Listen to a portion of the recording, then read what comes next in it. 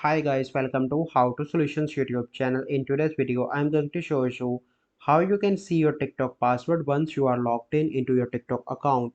Before getting into this video, must subscribe to our YouTube channel and click on the bell icon. So the first step you need to do is to open your TikTok account, and then you need to click on three bars in the top right and go into the settings and privacy and click on manage account.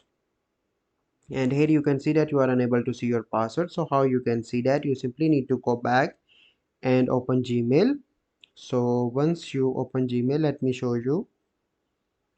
So once you are in your Gmail, you simply need to click on your profile picture and click on Google account, and then you need to scroll and click on security, and here you need to scroll again, and here you can see password manager. Click on that option, scroll again, and here you can find TikTok.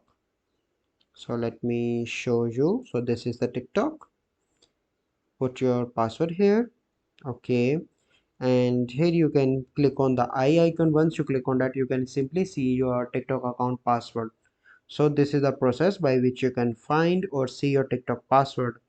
I hope you find this video helpful. If you find this video helpful, must like this video, subscribe to our YouTube channel for future videos. We'll see you in the next video. Thank you. Have a good day.